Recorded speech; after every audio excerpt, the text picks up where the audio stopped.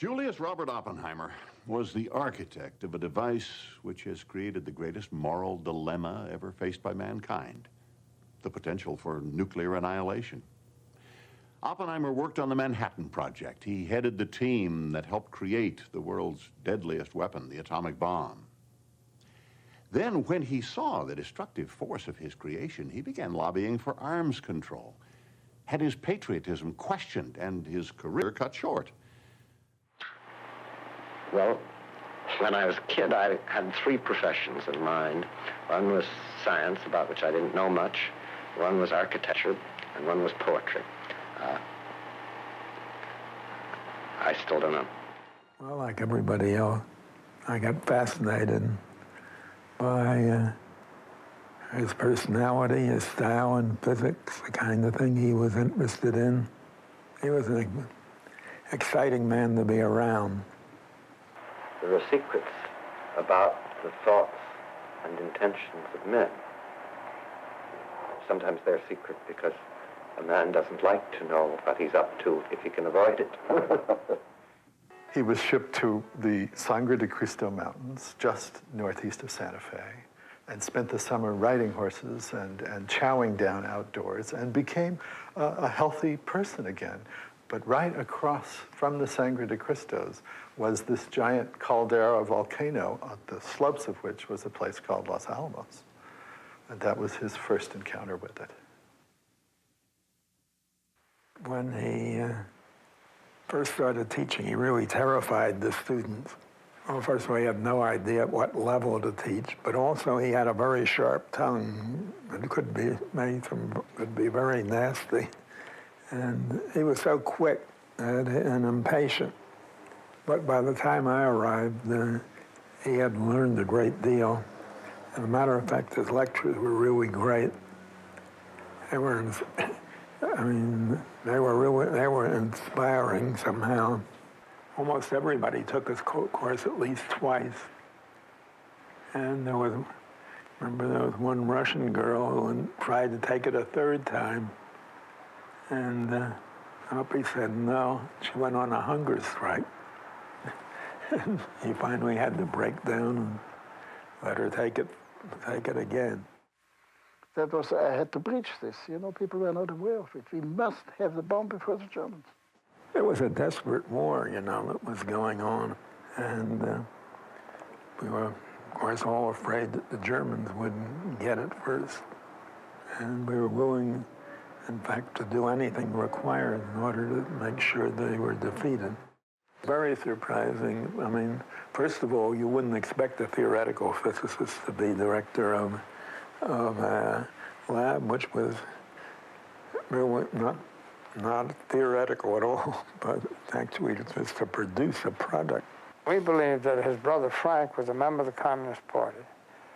We believe that his wife Kitty had been a member of the Communist Party. I think that if Oppie had been a less important person, we would have not wasted our time trying to determine whether he was a good security risk or not. He had an extremely difficult job, not only technically, but you couldn't assemble a greater bunch of prima donnas anywhere. We thought we could end the war with the bomb. And that was our purpose. It seemed very clear, but no doubt at all in my mind if we could do that, it was a great thing. Tremendous, this famous mushroom, tremendous explosion. Color, first white and yellow and then red. And it was one of the greatest experiences I had in my life.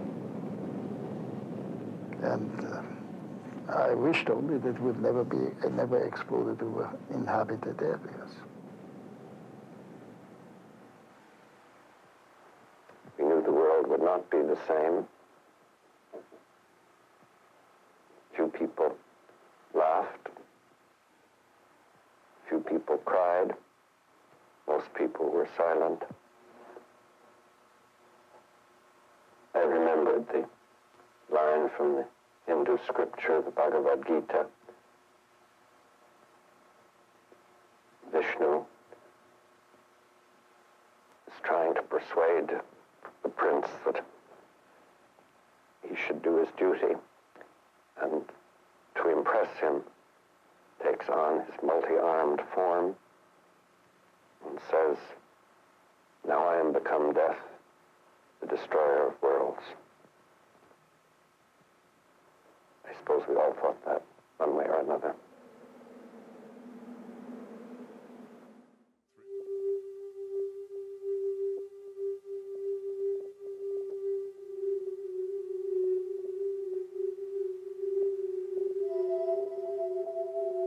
Oppenheimer seems to have been much affected by the actual bombings. There was film footage that came back from Hiroshima and from Nagasaki, and it was pretty horrible. Within a few months, was in Truman's office saying, "Mr. President, I have blood on my hands," which Truman was insulted by, because Truman was a man who was proud of his decisions, and dropping the atomic bomb was one of his decisions. I think Oppenheimer would have loved to have put the genie back in the bottle at that time, but he understood very well that there was no way to do that ever again. I have been asked whether, in the years to come, it will be possible to kill 40 million American people in the 20 largest American towns by the use of atomic bombs in a single night. I am afraid that the answer to that question is yes. If there is another world war, this civilization may go under. We need to ask ourselves whether we're doing all we can to avert that. He felt particularly strongly because he was, of course, aware that he was the man who had made possible the creation of this weapon. And it was really the greatest element of tragedy in his professional life, that having taken that responsibility under orders, of course, of developing the weapon, he now was unable to control the uses that were to be made of it. Oppenheimer not only disagreed, but ridiculed Strauss's position. And then when he finished, I was sitting with him. He turned to me and said, "Joe, how did I do?" And I had been watching Strauss, whose jaws were working a mile a minute while this was going on. And I said, "Robin, I'm afraid you did too well." And I could see in Strauss's face really hatred for this man who had been so brutal towards him. We had to be very careful about what we said because it was going to be bugged.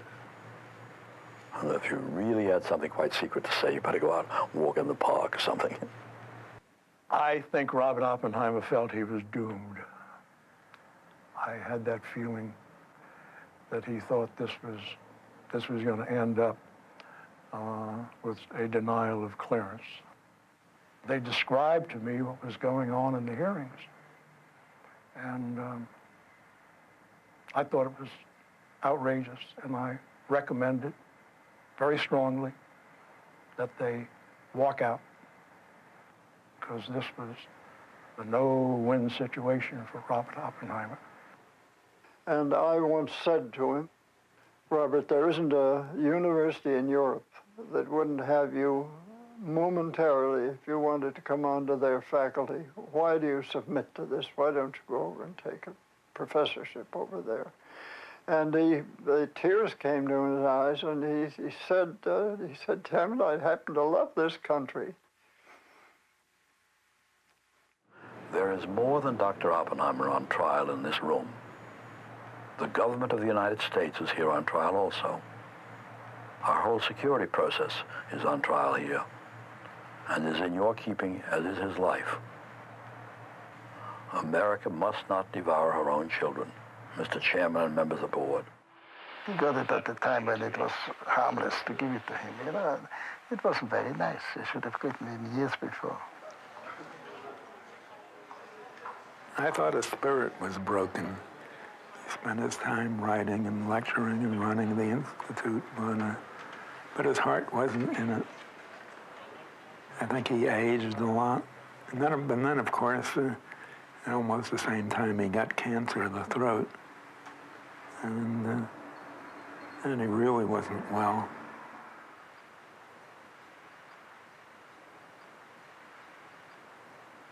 No, poor Alpy, he really had a hard time after that. In 1967, J. Robert Oppenheimer died at the age of 62.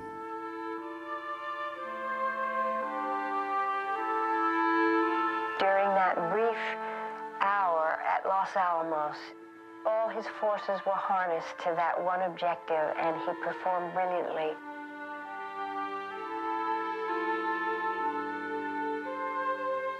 He was certainly very badly treated by history, by accidental acquaintances, and he was not perfect by any means.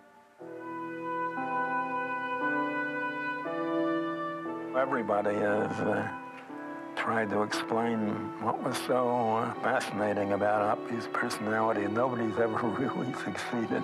He was just a great man.